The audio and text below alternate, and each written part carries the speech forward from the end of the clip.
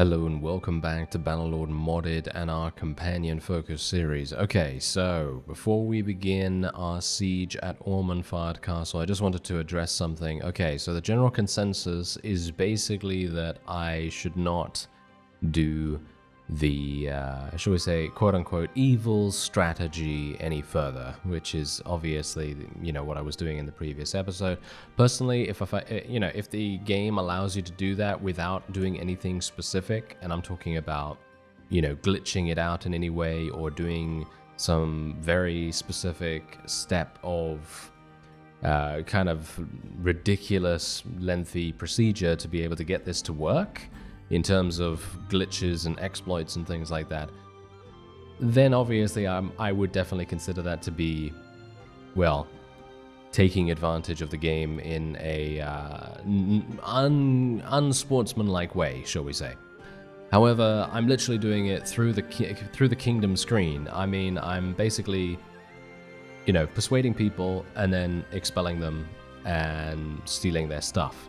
And I mean, okay, I 100%. Okay, you won't get any argument from me in regard to it being an evil thing to do, or shall we say an unsavory thing, because it's probably not that evil, to be fair, because we're not executing them or anything, right? But the point is, I just wanted to say we're not going to do that strategy any further, because a lot of people did not seem to like that, and well, I thought it was pretty ingenious, to be honest. I thought it was pretty fun.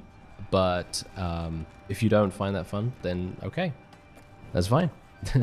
That is absolutely fine. I mean, I'm perfectly happy not to do that. I think we can probably achieve victory, at least over the Vlandians, relatively simply now. But it is also going to mean that things are going to take, well, a much lengthier amount of time. So you got to bear that in mind, and you know, we'll see what happens. Okay, so for example, look at this. We have Derthert's army coming in here. All right, so Derthert has an amazing amount of units right there. Okay, so we're just going to take Ormondfard Castle real quick, because obviously we do want to try and take this, and we want to try and well, hopefully not have any problems with it. Oh yeah, also I should mention the comments that I had on the perk, right? On the, what is it called again? Small unit tactics or something like that? A couple of you actually had some extremely good points about that. And I gotta say, I'm gonna retract my opinion from the previous episode. Because I thought, oh, this is terrible, you know? That's what I was thinking at the time.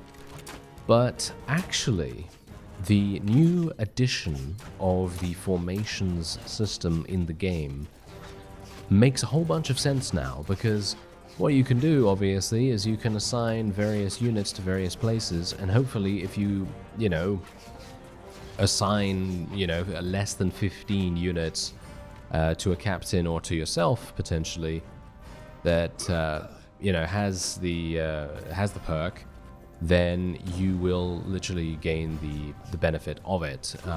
But obviously it is a pretty small benefit to begin with, so maybe it's not, I don't know, maybe it's not worth it. But all I'm saying is you had some very good points right there, so I will indeed retract what I said before, because maybe I just wasn't giving it a good enough chance, you know? I mean, that's the point. Generally, if I see something that requires a decent amount of work to actually get going, in terms of, oh, you need to make sure that there's 15 or less units in this particular formation for it to actually activate, it kind of makes me think, well, should I bother? You know what I mean? Should I bother? Because is this actually useful enough to put in that extra effort to be able to get it working? That's all I'm saying about that, because obviously move speed, that's what it gives. Move speed is, I'm not going to say terrible, it's okay, it's good. But I don't know, I think someone said that it does apply to cavalry, so if it does apply to cavalry, I would definitely say that that's worth it. But using it with infantry or something like that, I don't know, 5%, isn't it? Isn't it 5% move speed? If it's 10% move speed, then that could definitely be pretty useful. But anyway, I just wanted to say that you had some very good points right there. And yeah, anyway, Apparently this episode is literally all about me just going, oh yes, very good, yes. Well, never mind. Yes, you did have some very good points though, to be fair. Anyway, let's just see if we can actually murder these people. Thank you all very much. I mean, to be honest, you know, we are literally going in here and slaughtering a bunch of their people. And, you know, the way that we were doing things by, well, basically, you know, stealing their fiefs from under their nose by, you know, taking the Lord, persuading him to join us, and then kicking him out, we are theoretically playing a pacifist role, if you think of it like that. And that is actually a possible way that you could do a pacifist playthrough of Bannerlord if you didn't want to go down the trade route, because obviously trading, that is also a sort of, you know, towards the passive end of things. But if you think about it in realistic terms, shall we say, let's say that, you know, for example, Ox Hall, right? Ox Hall is now ours, but it is only ours because we did that, you know, strategy. But the whole point that I'm trying to make right there is that no one had to die. You see, no one had to die for us to be able to take that. And I suppose if you wanted to challenge yourself, or if someone wanted to challenge themselves to do a pacifist playthrough of Bannerlord, which I gotta say I think is probably very difficult, considering you, well, if you're a trader and maybe you institute the rule that you are not specifically or personally going to kill any units, but maybe your own troops can, then maybe that rule would probably work. But basically what I'm trying to say is that is, that's a way to do it, you know, because then you can basically, you know, just get people, and I mean lords, you know, to join you, and then you can literally just kick them out without executing them and without killing any of the people in any of the garrisons. So that's something to think about, you know, that's something to think about. I think that's actually a pretty fun thing to possibly do, but obviously we are not going to do that. Okay, wait a minute. I'm just gonna have a look. Okay, we actually have some really high tier troops at the moment. Okay, so there you go. We're just gonna place all of those in the garrison right there. Yeah, someone actually mentioned, why am I not taking all the troops to place in the garrison? Okay, so the reason why I don't do that is generally because I have so many prisoners. So, I mean, you can see all these guys right here. These are all eventually going to be able to enter the garrison thanks to improved garrison. And yes, okay, I think you also mentioned that there's a cost there's a cost associated with that. So, of course, it is going to make things a little bit, maybe a little bit tight for my wallet. But I'm not sure if I care about that too much, because I have 900,000 at the moment. I think that's pretty good. I mean, I'm not sure if I'm going to do everything has a price. If I do everything has a price, then of course I'm going to need as much money as I can get my hands on. But I suppose we might worry about that when we get to it. I think I'm quite close to getting 300 trade skill, so maybe that will be something to look at after this. Derthert is definitely going to be... He's not? He's not coming in? No, you better come in here, sir. He's not? Okay, I'm super surprised about this. I thought to myself, he's surely going to be launching some kind of attack against Ormondfard. I mean, it does have some pretty significant garrison in there already. Yeah, I mean, not too significant, it's only 117, but that is much more than maybe he's willing to do. Okay, that's interesting. Or maybe he sees that we're in there and he basically just goes, meh, whatever. I'll just leave them to it or something. Maybe that's what he's wanting to do. Okay, so double damage to siege defender personnel with 25% chance. Not entirely sure on the language in that sentence. I don't know what that means. I guess it has a 25% chance to deal double damage. Yeah, that's probably what it is. And 20% more damage to besieger siege engines and 25% more damage to defender siege engines. Well, we already have tacticians and engineers and things like that, so they're probably going to have this well in hand, so I'm gonna just go for make them pay, I guess. It doesn't really matter to me. Okay, so presence is not too good. I will go for leader of the masses though, because this is fantastic. Look at this. Heroes generate shared experience. This is probably one of the best things you can get for a companion focused playthrough, because literally all of the companions you have are going to generate experience for themselves, which is great. And what else am I going to go for here? Should I go for the last point in tactics? Maybe I should, because we might be doing a whole bunch of simulating later on down the line. So let's just do that, and another point in cunning, and then we will move on. Okay, so now here's the thing. Do I want to do any more persuading? Because, I mean, that's obviously a little bit of I don't know why, but it's a little bit of a controversial subject now. But yes, anyway, I think what we actually want to do is we want to make someone into another lord. So I'm thinking maybe, yeah, what about Polmark the Little? So I think he's got a relatively amusing name, so why not? Oh, wait a minute, he's the guy that I literally only leveled up his athletics. Oh no, he's got tactics as well.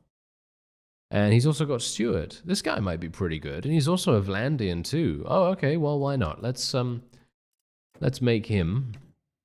It's actually hilarious that he is literally a Vlandian, and Polmark Deadeye is also a Vlandian. And this guy's 24, and Polmark, I believe, is 42 or 43, so he could very well be, he could be his father, actually. He could be his father or his much older brother. Okay, well, whatever the case, I wish to reward you for your services.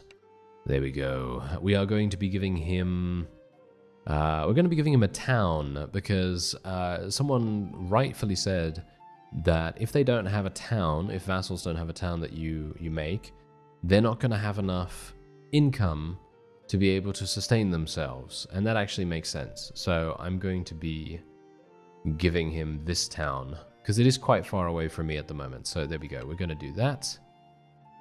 Okay, fantastic. And we are going to be calling his clan. I mean, I technically could call it Deadeye, but maybe that would make sense. I mean, I kind of want to keep Polmark by my side. Wouldn't you like to see Polmark Deadeye stay with us for the entirety of the campaign, or would you like him to be a lord? I mean, that's the thing. That's a bit of a difficult situation to be in. So maybe I should just.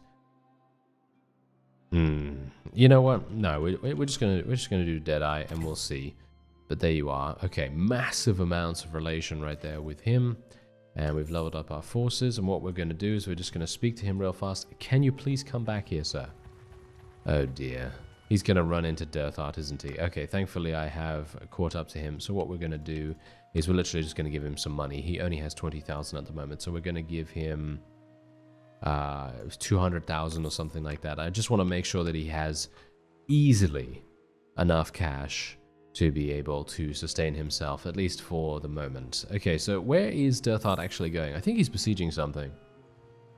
I think he is besieging Verexand Castle, potentially. If he decides to take that, then that's absolutely fine, because we're going to take Tirby Castle, and wow, this is actually a pretty significant defense that they have here. I might not have a very good time here. Okay, well, I might try to destroy the walls, or destroy a couple of the defenders, potentially. Let's see what happens. Maybe I'm going to get interrupted by Derthert, because he doesn't really like what we're doing here. They want peace. I'm still not going to give it to them. Who's this? Bidal. Bidal is actually part of the Murad clan, which we obviously created in the previous episode. He is losing, though, however. You know, you know what? I don't really want him to lose, so I'm actually going to go in there and help him.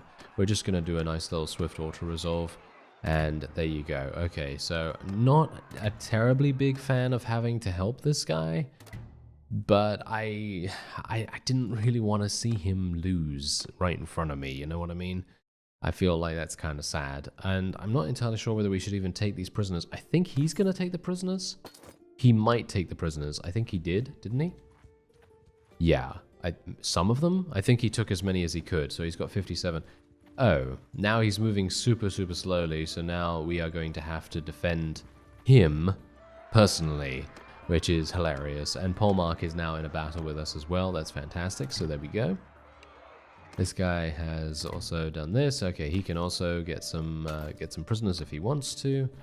And did he take some?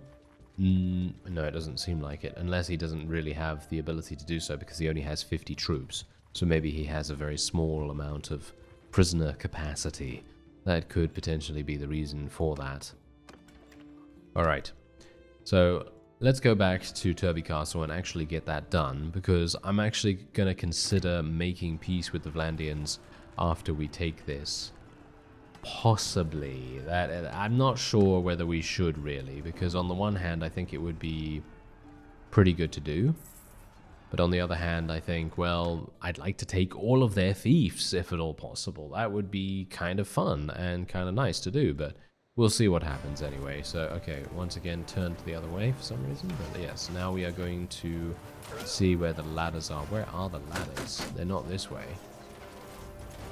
Or maybe I'm going the wrong way completely. Ah, no, it seems like there are some ladders over here, potentially. Yeah, there we go. There are the ladders. Okay, fantastic. So I'm going to lift these ladders up. Hopefully I'm not going to get shot in the face. I am being... Oh, no, I'm not being focused. Okay, that's interesting.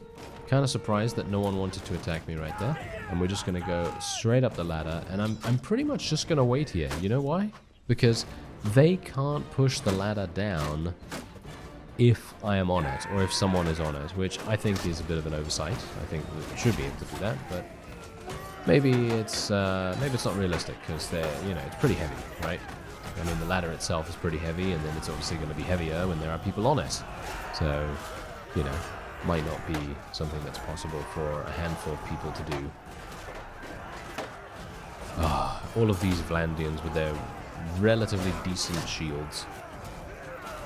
They are making things rather uncomfortable. Okay, wait a minute.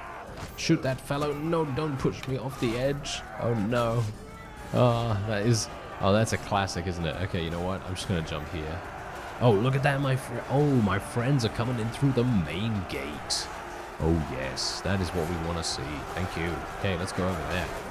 See if we can do some damage from behind. This is a flanking maneuver if ever I saw one. This is absolutely wonderful. Any single time you can pull off a flank in a game, and no matter whether it's an FPS or a strategy or anything like that, you always just feel, yeah, that's exactly what you want to get, because you just have that small window of opportunity where every single attack you make is super satisfying, because the opponent, whether that be AI or real people, real players, they're not gonna know you're there.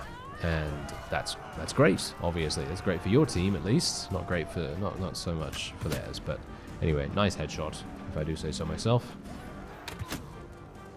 Wow, there's a lot of people actually running away right here. I probably should have gotten out my my mace, to be honest. Managed to get that one before he escaped, and look at that, there we go, we got some more people. Okay, fantastic, very nice indeed. So let's get some more Battanian Fian champions. We're going to train them for combat. We're going to train them in... you know what, I have no idea at this point, to be honest. I really have no idea. I guess steward and scouting. I mean, I'm actually not sure. Because on the one hand, I'm kind of thinking to myself, well, are these guys ever going to become lords? I mean, I guess. Maybe, because if I have an overabundance of influence, then I think that's probably going to be a given in the end. If I have the opportunity to do so and I have the resources available, then why would I not make them into lords? But the problem with that is that I'm not entirely sure if I have enough towns to be able to give them the ability to do that. You know what I mean? So it may end up being a little bit uncomfortable, because then I'm basically going to be having lords and I have no land to give them. So that might be a bit of an issue, but we'll see. We'll see. Anyway, I'm just gonna improve a couple of things here. And there we have it. Yes, everyone is all good. Let's just increase the loyalty a little bit more. And then I'm just going to wait here for some time because you never know when there is a person nearby that wants to retaliate against us. And hopefully that's not going to happen here. Now, someone actually mentioned that maybe what I should do is persuade people to join me and then just leave them.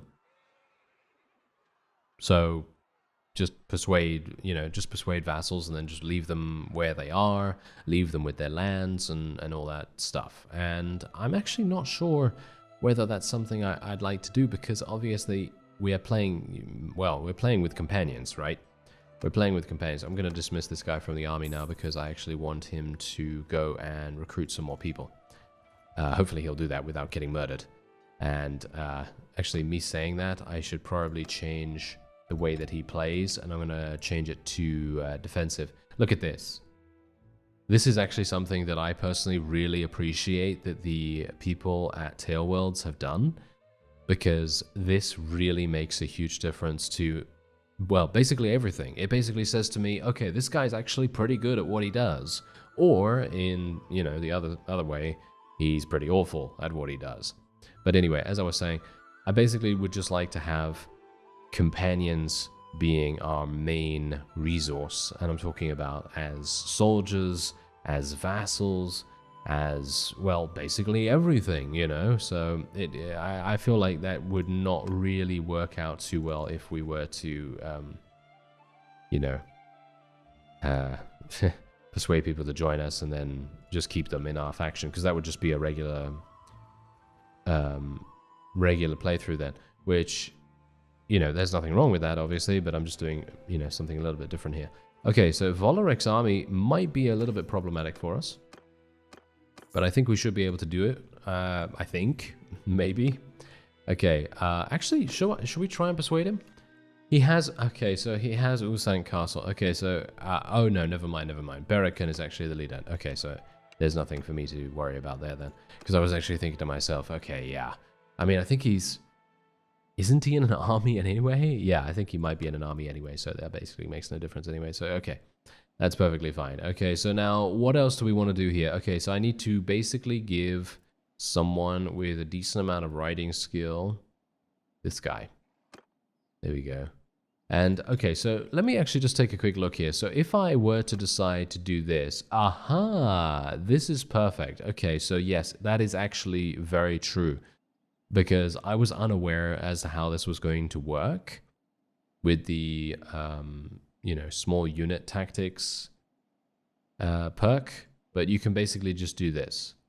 So you can just go to, like, what there, 14%, 14 units, and then you can basically choose whoever you want that has the perk. Obviously, at the moment, this is a bit overkill because, well, I just have so many people in my army, so many companions, that I'm never going to know. I'm never going to know who has that perk. But if you're playing sort of a regular playthrough without these, without so many companions, then you're going to have a much better idea as to, who's good here and who's not so good. So that's actually really cool in my opinion. I like that. Lock true percentage from relative changes. What does that mean? So you can't change it? No, I have no idea.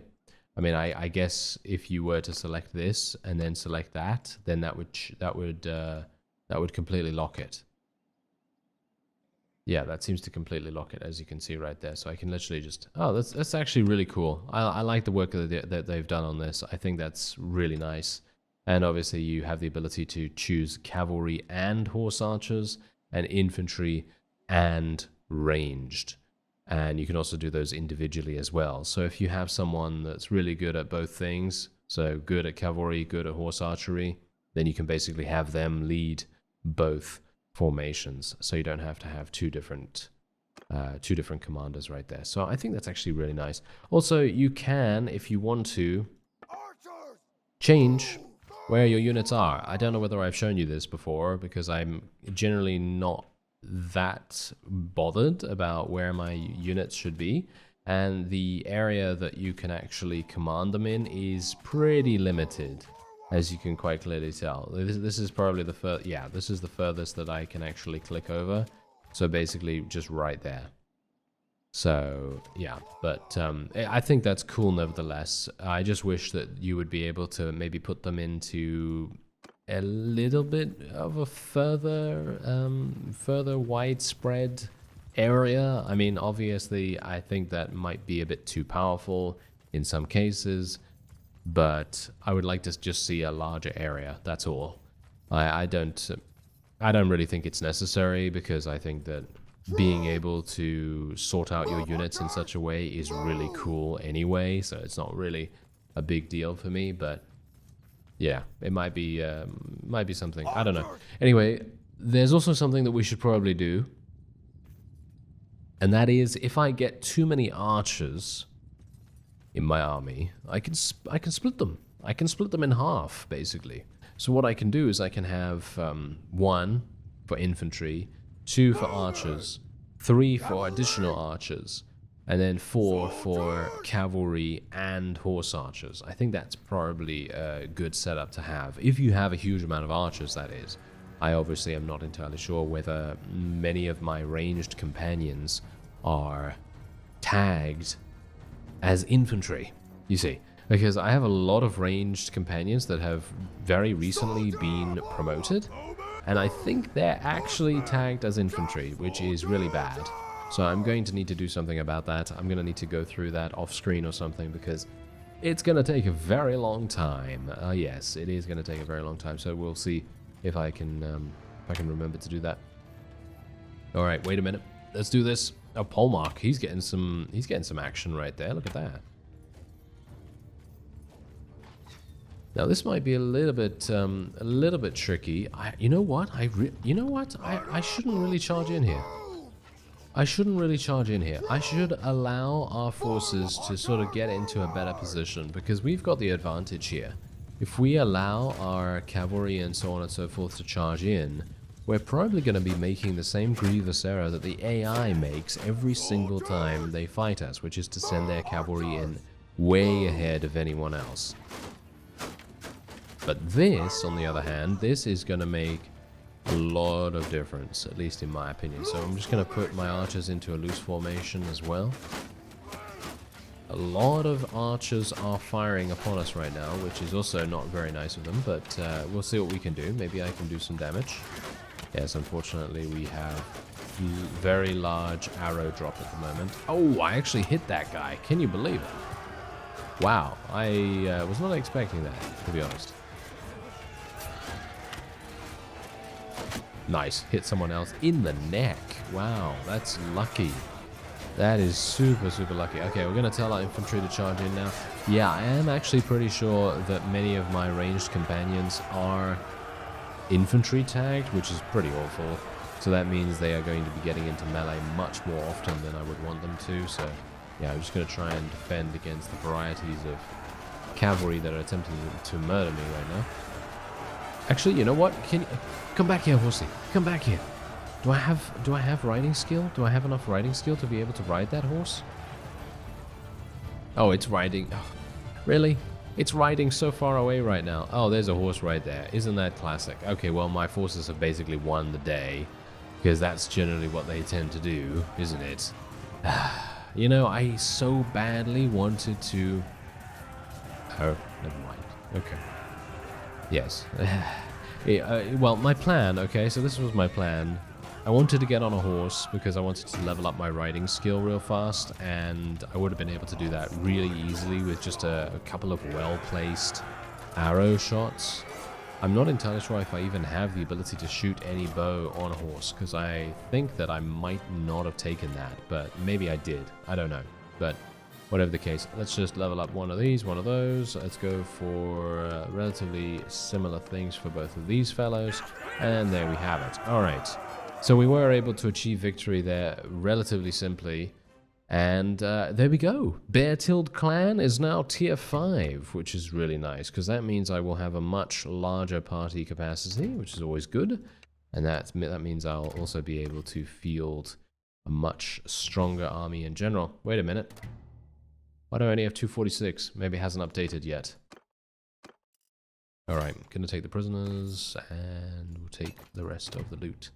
Alright, so let me go over to, I guess, Rovolt. I mean, I really wanted to go to Callias right here because I think I would be able to take that pretty easily, but unfortunately, it's not looking good right now, to be honest. It's not looking good. So let's see what I can do about selling these prisoners first, and then just gonna do a little bit of town management as well. You've got to make sure to keep topping up your towns all over the place here. I mean, obviously, I haven't really gone to any of the towns that we've so far gained. For example, I mean, Osterken is not really mine to look after, but Oxhall, I haven't really gone to that.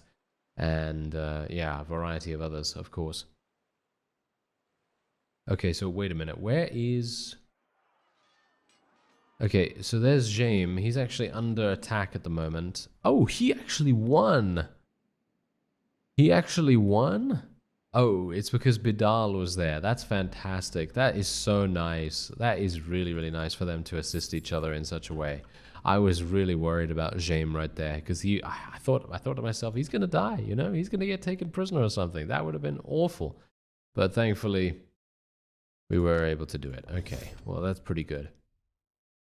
Okay, so I have 217 in tactics now. Tier 3 plus units suffer 20% less damage in simulations and 5% more damage in simulations while outnumbering the enemy.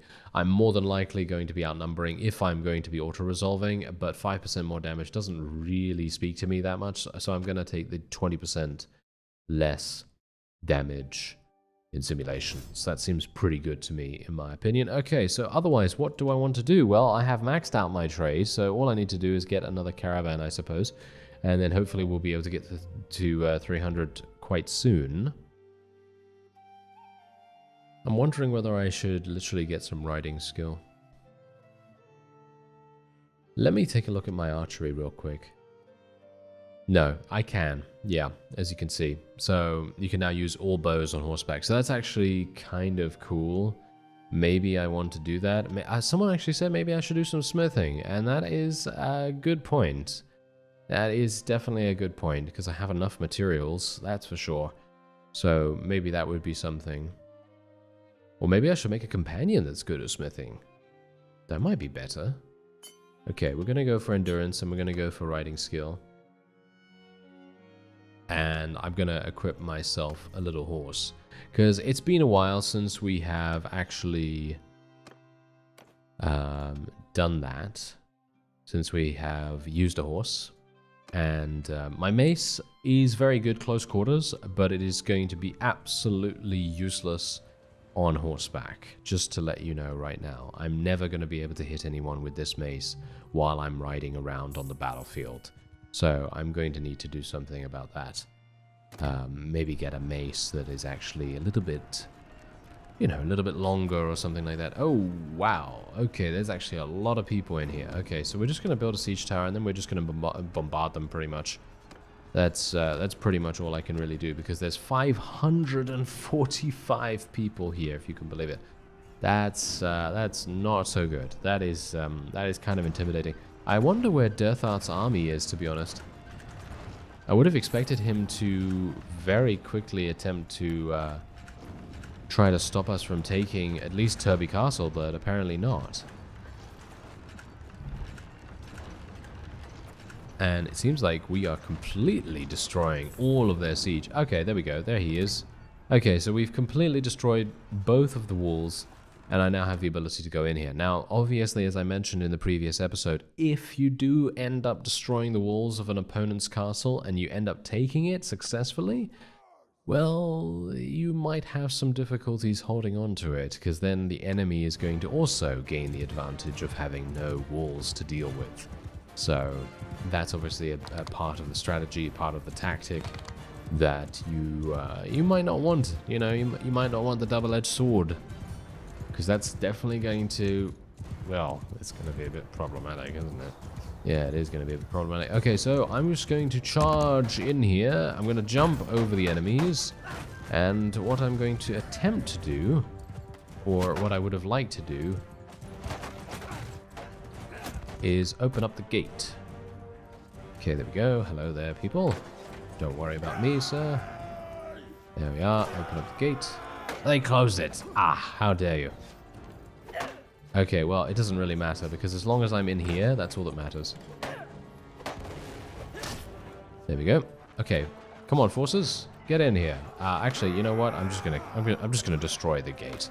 This is also what you can kind of do when the walls are destroyed. You can pretty much easily just get in and get around the enemy if you're on your horse, of course. And that's also a reason why I thought, hey, let's get a horse, you know, because that gives me a lot more mobility in these kinds of situations, and it gives me a bit of a shield as well, you know, because the horse has its own HP and everything, so it kind of makes a difference. Okay, so there we go. I'm now just going to try and defend my little area here so that they don't end up closing the gate. And look at that, my forces are actually already inside, because here's the thing, the enemy was actually having to deal with me in this area and all of my forces coming in from all the other entry points as well, and that made a huge difference to our overall effectiveness. But obviously bear in mind that we are generally quite powerful. Oh, hello there, they killed all of my friends. That's not very nice. Okay, wait a minute, they closed it. Can you open it up, sir? Thank you. Okay, good work. Yeah, that was one of my companions, actually, I believe.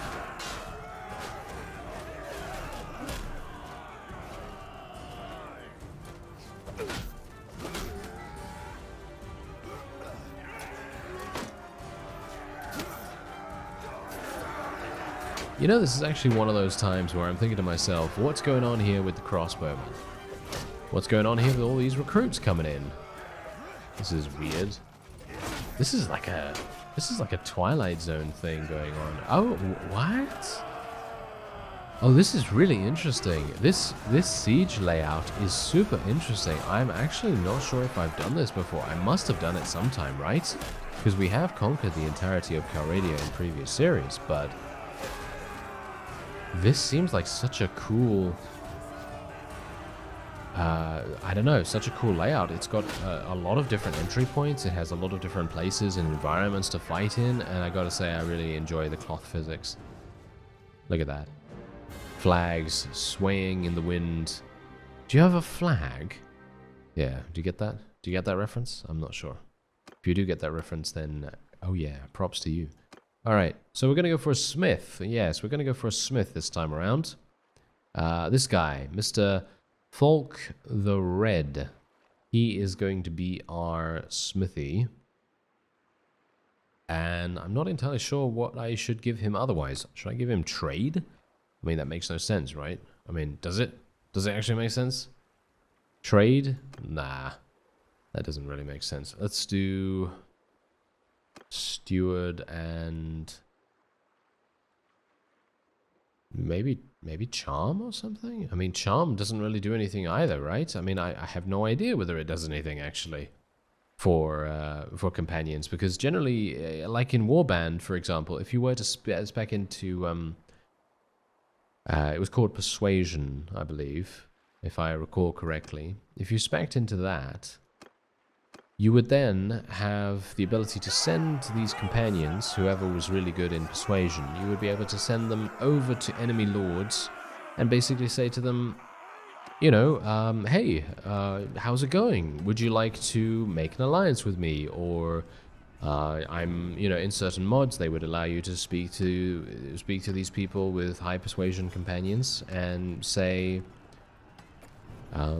I like you, you know, give me some relation with yourself, you know, that kind of thing. I mean, obviously that's a very simplified version of the whole thing, and there are many more options that you can choose from, but generally that is what you would use companions for with persuasion. But with charm in this game, I'm actually not entirely sure. I'm sure someone's going to come up with something, and you're probably going to put it in the comments. You probably already have put it in the comments, to be fair, but generally, thank you in advance if you do decide to do that. If you don't have anything to share, then that's absolutely fine. No problem. But yeah, it's kind of interesting. Okay, so otherwise, Callias Castle. Yes, Callias Castle has now been taken, and Derthert is right outside. And bear in mind that thanks to the fact that I personally think that this is one of the most interesting siege layouts I have so far seen, I would like to do a siege defense here. Why? Where's he going? I would like to do a siege defense here. Ah, now he's running away. That's That's really sad, actually. That is really sad. Okay, yeah, so there you go. Okay, yeah, okay, so we gave up the fight because my war exhaustion got to 100, and they force you into peace. So that is obviously a bit of a problem, because I actually wanted to eliminate the last of them, but obviously that is not going to happen now. But we were able to do a very significant amount of conquering in this episode so far, and what we're going to do is we're going to create a new clan. And I'm actually wondering, should I create... You know what? Should I create two clans for the Sharasa brothers? Because I have enough influence to be able to do two. And I could call the clan literally just Sharasa. That's it. Maybe? Yeah, why not? Why not? I think that sounds pretty fun, right? So let's do that. We're gonna give, I guess Oxhall and Rovolt will be the ones that we give these to. So there we go. Yes, and we're going to be naming it Sharasa right there, and there we are. Okay, so he's very pleased about that. And Thule himself will also now be rewarded, and he's going to be getting Rovolt. There we go, and we are going to name that Sharasa as well. Oh, there was already another clan with this name. I use it. Okay,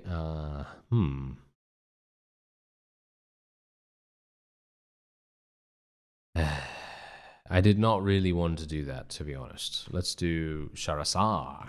There we go. Yes, I had no idea that you couldn't do that, actually. I've never done that before, obviously, so yeah. Okay, so now I really quite badly want to speak to them. Can I... okay, fine. Apparently I'm going to have to...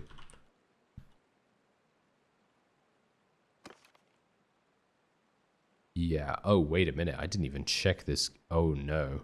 I didn't even check this guy's traits. Okay, well, he's going to be maybe a bit of a handful for us, but okay, well, we'll see. Going to send a messenger to him. And we're going to send a messenger to Thule as well. And we will then give them massive amounts of cash. That's basically what I wanted to do. And unfortunately, they are just too fast for me, so I won't be able to do that. So we're going to give them 200,000 each. That's 20. That's 200. There we go. Okay, fantastic. And Thule will hopefully be coming along in just a moment. There we go. And we're going to give him 200 as well. There we go. All right, fantastic. Okay, so now they, well, basically all of my vassals have a fantastic amount of money. They have towns to look after, and we are now also going to be marrying Lundana. Yes, because it obviously is peacetime. So wait a minute. About your position. Okay, no. Apparently I need to make her into a vassal. Okay, I need to make her into a vassal, don't I? I would assume I need to make her into a vassal, so I can't do that just yet, unfortunately. At least I don't think I can marry her straight away. I think she needs to be a vassal to be able to do that. So yeah, that's kind of unfortunate. I was really very much hoping to do that. Someone has been commenting about marrying Lundana, and I've been like, yes, that's actually a fantastic idea. I really want to do that. So that's what I'm trying to do right now, but unfortunately I just don't have enough influence. So wait a minute, 25% more influence gain from winning field engagements. Okay. When you are besieged, 10% more damage in simulations, 50% more influence gain from winning sieges? Yes. I will... Actually, I think this is better because... Wait a minute. Yeah. I think this is actually better because more than likely we're probably going to be doing more field battles than sieges, right? We're probably going to be doing more than those. By and large, we're generally going to be doing more. So 25% more influence gain is inevitably going to add up to more, I guess, maybe? Well, whatever the case, if your tactic skill is greater than the enemy, you gain a bonus in simulations proportional to the difference. In my opinion, that's actually really cool. So I'm going to take that instead. Okay. And there we are. Okay, so now that is all very well and good, and I'm actually wondering why no one else has declared war against us, to be honest, because we are the upstart here, you know? We are the upstart, and I'm very surprised that they have not decided to attack us, but I can kind of see why they haven't. They are all busy, with the exception of the Azurai. As you can see, the Azurai are not busy at all. And they have a pretty decent combat strength at the moment. Now, bear in mind, you see my total strength right here? I only have 4,000. I only have 4,300 combat strength. Or, shall we say, faction strength. And I think that kind of says quite a lot, right? That kind of says that we're not that strong just yet. And we do need to be a little bit careful about things to make sure that we actually retain the strength that we are so far gaining, and well, just go from there, I suppose, you know, because otherwise things are going to go very messily indeed. Just going to do that. We're going to gain a couple of points in roguery skill. Roguery certainly is not something that I'm too bothered about at the moment. Okay, so I'm actually wondering, should I... Okay, you know what? I'm going to get some caravans going, okay? We're going to get a whole bunch of caravans going, so I'm going to just do better troops, and we are going to try... Who's good with... I have no idea who's good with trade. Are you serious? They don't tell you on that screen? Okay, I had no idea. Okay, right. Let's take a look. Okay, he's staying at Charas. Okay, who's good at trade? Let's have a look. Okay, actually trading is not even the most important thing, right? Because someone actually mentioned that. Trade is not the most important thing for a caravan master. Scouting and tactics are what is really, really good for that, as far as I'm aware. So maybe if we can find someone that does those things, then that would be kind of cool. So this guy, for example, as you can see, he's got 175 in tactics, 175 in scouting. And this guy also has the same. So Cadfin and Mengus. Okay, so let's make them caravan masters. There we go. Okay, so what are their names again? No, I remember. Right? Do I? I'm sure I will see. There we go. Yes, Cadfin and Mengus. Okay, so there we go. There's the one. And then we'll do the other one. There we are. Where's Mengus? There he is. Okay, so those two are now going to go off and hopefully get me to 300 trade skill. Now, the main reason why I say that is because obviously I'm making a pretty decent amount of cash. Much less than I was before, because obviously I've given away some towns. But you got to bear in mind that maybe it would be a good idea for us to try and trade a couple of things, you know? So I'm talking about, obviously, if we are in peacetime, what better way to spend my time than trading some stuff, right? So I could literally go to people and I could say, hey, I can give you this much money for your castle here, or something along those lines. So I wouldn't necessarily be stealing stuff and using the evil strategy that I was using beforehand.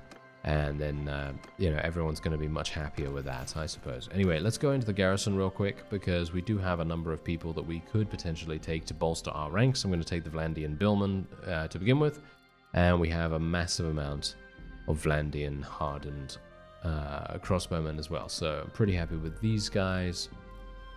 Yep. Pretty happy in general with most of them, and yeah, I think the only thing I can really do now is basically just try and level up my riding skill, to be honest. I think my riding skill could definitely use a little bit of a boost. So let's go in versus these looters over here that I've just spotted. And I'm literally going to just attack them solo. That's it. I'm just going to attack them solo. I'm going to allow my forces just to relax and, you know, just chill out. Can you imagine being these looters and seeing a completely organized army like this on the other side of the battlefield and just thinking, oh, well, what did we get ourselves into this time? you know? Oh dear, you know, that would be pretty harsh, to be honest, for them. But yeah, then they're just gonna see one guy just coming out here and being like, oh, there's only one guy, let's kill him. Yeah, but there you go. There's 112. Did you see that? I literally got 112 points in riding skill from the first shot. And that's exactly the reason why having a bow and riding on a horse is extremely powerful. Absolutely super, super powerful. And you know the only reason why I haven't leveled up my riding skill even further?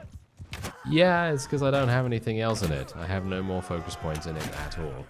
And that is obviously making things very difficult for us indeed. But anyway, let's just tell our forces to charge in. We're going to speed things up. I'm going to get out of here so we can hopefully get all of this done. We're going to let our companions also get a bunch of level ups, as you can see. A whole mass of them actually leveled up. You can see here this guy gained 35 in riding skill. This guy gained some polearm skill, bow skill. Yeah, loads of people gaining really, really good stats. And I gained 120 in riding skill. Yeah, pretty good, pretty good. I'm not going to take the looters. Generally, I'm just going to avoid taking really, really low tier troops now. Because they're not going to really sell for anything. And they're not really going to be that useful. But now we have huge amounts of riding skill perks to be able to spend. Okay, let's increase our mount's hit points. Let's mounted infantry increase your party speed by 30%. Yes, thank you. Decrease accuracy penalty while you're mounted. That sounds pretty good to me. Let's do that. Relief force. If you join an ongoing battle, your party starts with +10 battle morale. That sounds fun. Increase your range damage by 10%. Yes, I will take that. There we go. And unfortunately, as you see, we are now at learning rate 0. So unfortunately, my riding skill will not go up any further. But I now have the opportunity to get myself a new horse. And let's have our people equip some new things as well. And that's exactly what they're doing. Great. Okay, so one thing I'd like to do is I'd actually like to go here. Are they actually tagged as anything, by the way? Because from what I can see, they're not actually tagged as any particular unit type. So for example, Sotherus right here, he's not tagged as infantry, and he's also not tagged as archers, is he? I mean, it doesn't look like that to me, right? So does that mean that companions are not actually tagged as anything at all, and they just go with whatever they're equipped with? So for example, this guy is obviously equipped with a bow, so maybe he's going to be an archer by default. Maybe that's what's going on there. I'm not entirely sure, but whatever the case, Olgeric, the miller's son, is currently under attack. Hopefully he is going to be okay. Wait a minute, is that him? Oh, that's him right there. I will assist you, sir. There we go. I had no idea that he was right there. Okay, that's fantastic. Very good. Okay, well, whatever the case, I'm basically just going to let the game run now. That's it. Just going to let the game run, and we're going to see what happens, because obviously I'm not really wanting to do anything in regards to, you know, declaring war on people and things like that, because generally I would like to be able to see how my trade skill progresses. My trade skill at the moment is 287. Doesn't seem like it's going very well, but I would assume that, yep, indeed, look at that. Wait a minute.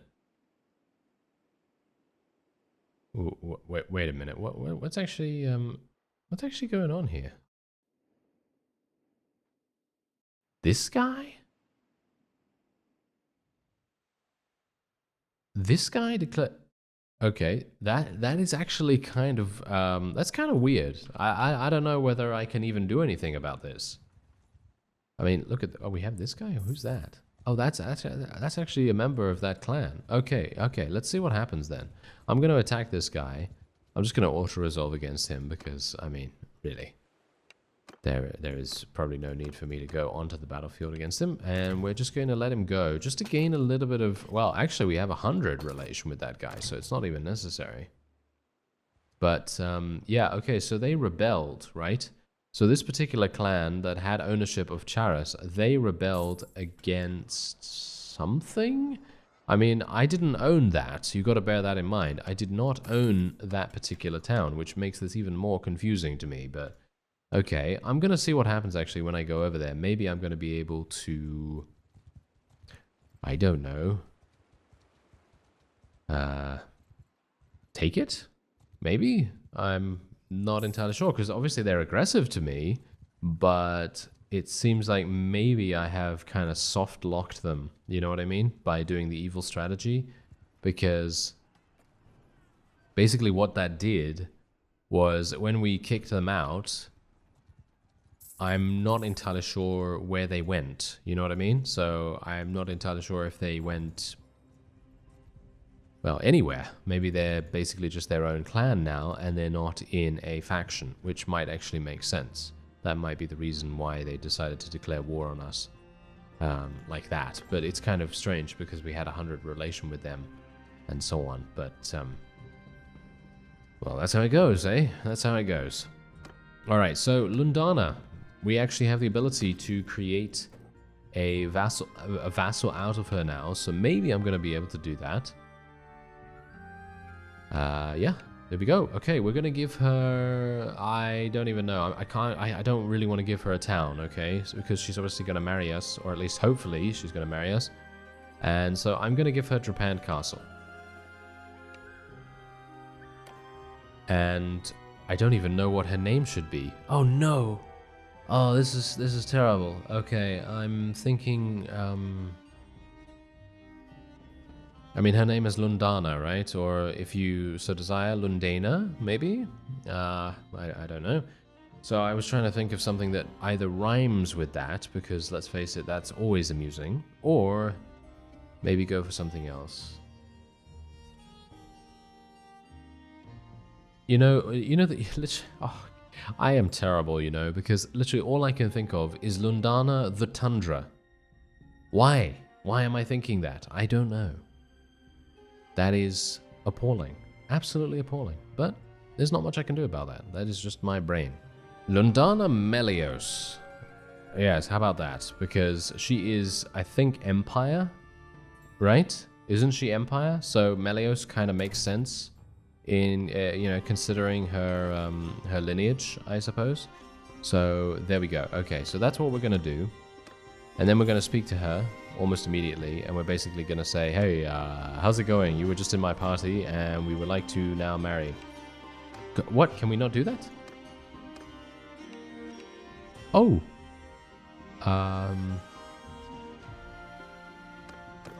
Can we... No, she is... Look at that. She is actually Empire, so that actually makes sense.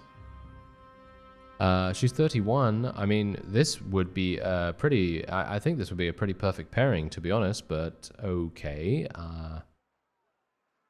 I'm not entirely sure. It doesn't seem like I can really do anything here, so I guess I will just give her 200,000.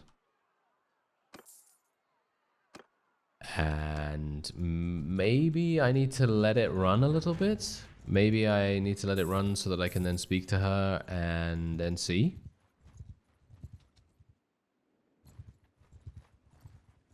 I am not entirely sure, to be honest.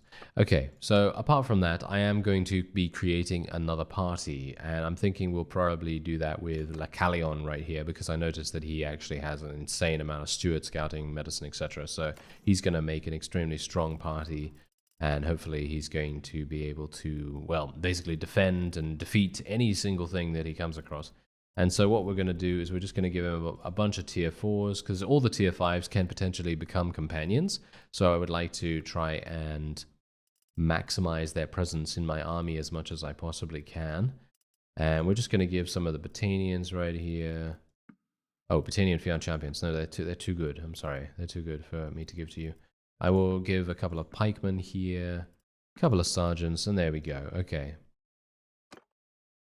Fantastic. Okay, so I have a maximum company size or companion size of 88, by the way, at the moment. So I have enough space for 88 companions in my clan. At least that's what it says. I'm not entirely sure if that's how it's going to be, but I suppose we'll see. I suppose we'll see eventually whether that is indeed the case. And I would very much like someone else to declare war against us, to be honest. I'm actually hoping that maybe the Botanians might decide to encroach on us or something like that, but, well, who knows, who knows. Anyway, I think that's probably going to be it for this episode. I'm not entirely sure if anyone is going to declare war against us, but if they don't, before I record the next one, then I'm going to declare war against someone in the episode, and if you want to attack a certain someone, then by all means let me know down below and I will do my best to make that happen. In other words, I'm thinking Botania. At the moment I'm thinking Botania, and give me your thoughts. What do you think? Should we attack Botania, the Sturgians, the Azurai? Azurai are, yeah, pretty far away at the moment, but we could do it, we could make it work, but yeah, who knows? Who knows what's going to happen? Anyway, I thank you very much for watching, and I'll see you next time.